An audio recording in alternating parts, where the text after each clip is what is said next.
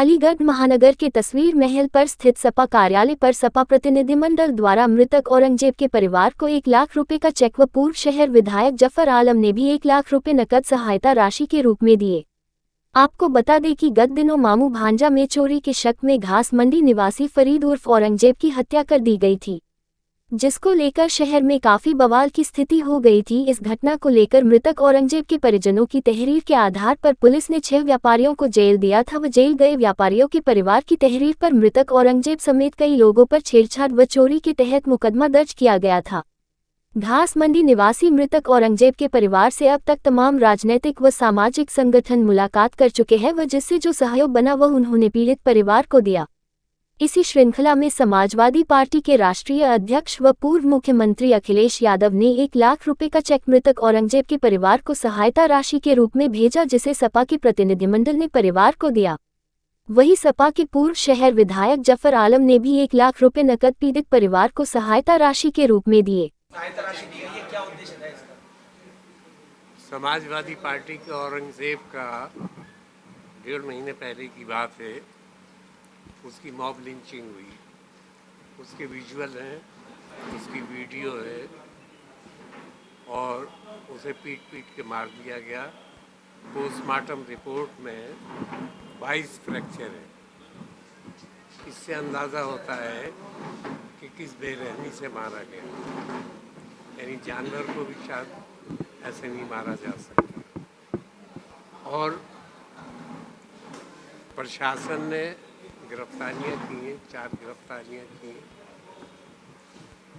लेकिन बड़ी ताज्जुब की बात ये है कि 12 दिन के बाद वेल थॉट ऑफ तरीक़े से, मुनज़्ज़म तरीक़े से प्लानिंग करके ये पुलिस ने मरने वाले के ख़िलाफ़ और उसके साथी 7 और लड़कों को उसके खिलाफ FIR दर्ज की। यानी ये बड़े अचंभे की बात है कि जो मरा है अभी उसके आंसू भी नहीं थमे होंगे कि उनके खिलाफ उल्टा मुकदमा। आप लोगों को किस तरह का इंसाफ मिलता है, कितना मुआवजा तो अभी सरकार की तरफ से हमें नहीं मिला। वैसे जफ़र साहब ने किए और जफ़र साहब ने दिए थे आज 1 लाख रुपये और 1 लाख का चेक दिया था। समाज पार्टी ने चेक दिया था 1 लाख का, 1 लाख रुपया कैश जफ़र साहब ने दिया था। सरकार की तरफ से हमें मुआवजा कुछ भी नहीं मिला। सरकार 12 दिन बाद डकैती का इल्ज़ाम लगाया मेरे भाई पर और उसमें 7 लोगों का भी नाम है, मोहल्ले के 7 लोग हैं, उनका नाम भी है। 12 दिन के बाद डकैती का इल्ज़ाम लगाया मेरे भाई पर और कहा हमारे यहाँ लेडीज़ में छेड़छाड़ी करिए।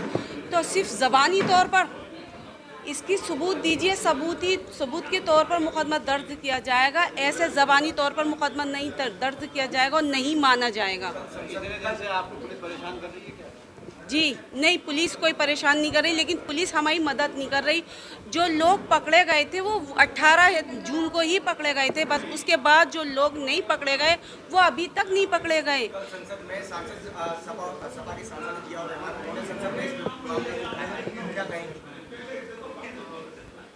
हम तो मदद चाहते ही और मदद की। किस तरह की मदद की गई? पहले तो मैं बहुत दुख व्यक्त करती हूँ कि इस तरह की घटना है, दिल दहलाने वाली, जो एक निर्दोष बच्चे को सब ने मिलकर मार दिया। ये बड़ी दुर्भाग्यपूर्ण बात है। ये सरकार को चुल्लू भर पानी में डूब के मर जाना चाहिए। उस माँ के आंसू देखिए, उसकी बहन को देखिए, उसके परिवार को देखिए और वो वीडियो देख के तो रोंगटे खड़े हो जाते हैं कि किस तरीके से उसे मारा गया है। और ये भी देखिए कि उसी के परिवार के खिलाफ FIR दर्ज की, मरे हुए बच्चे के नाम FIR दर्ज की है। इससे बड़ा और दुर्भाग्य क्या होगा।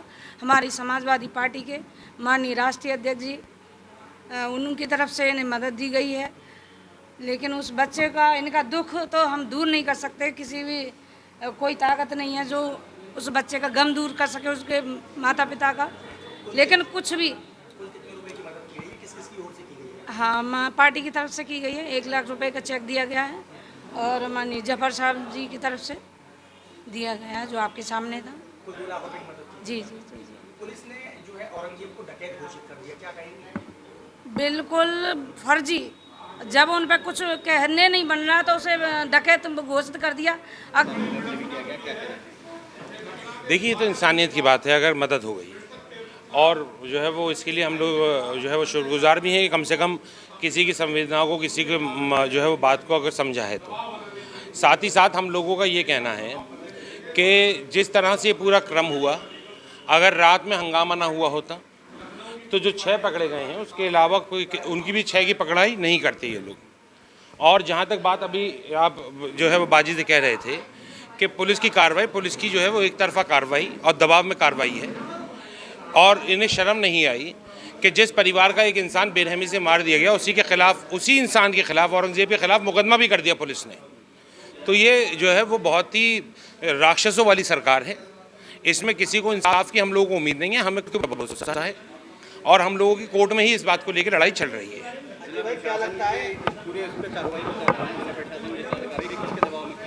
ये पूरी भाजपा की सरकार में कार्रवाई करी गई है, पूरे दबाव में कार्रवाई करी है।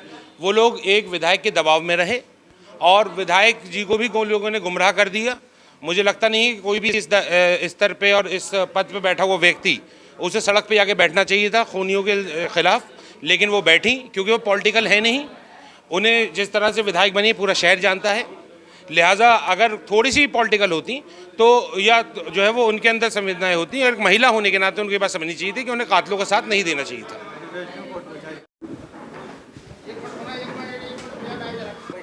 देखिए, 18 जून 2024 को मोहल्ला मामू भांजे में औरंगजेब उर्फ फरीद, जो काले महल का रंगरेजान का रहने वाला बच्चा था, उसको मॉब लिंचिंग करते हुए कुछ असामाजिक तत्वों ने मामू भांजे में उसको पीट कर उसकी हत्या कर दी। और हत्या के 12 दिन बाद मृतक के खिलाफ और मृतक के और भाई के खिलाफ और अन्य कई लोगों के खिलाफ फर्जी मुकदमा दर्ज कर दिया गया। हम बराबर कप्तान साहब से मिलते रहे, आला अधिकारियों से मिलते रहे, हमें आश्वासन देते रहे, लेकिन औरंगजेब के परिवार की अभी तक कोई मदद नहीं हुई। हमने अपने राष्ट्रीय अध्यक्ष आदरणीय अखिलेश यादव जी ने जब उनको अवगत कराया तो उन्होंने 22 जून 2024 को 2 सांसदों के नेतृत्व में एक प्रतिनिधि मंडल अलीगढ़ भेजा था, और उन्होंने पूरी जानकारी करके जब राष्ट्रीय अध्यक्ष जी को सारी चीज़ें उनके संज्ञान में लाई कि परिवार बहुत गरीब है, मृतक की मां गंभीर बीमारी से पीड़ित है, तो उन्होंने 1 लाख रुपए का चेक मृतक के परिवार को आज जफर आलम साहब के द्वारा दिया गया। और जफर आलम साहब ने खुद अपनी तरफ से भी 1 लाख रुपए की मदद उस परिवार की आज की है।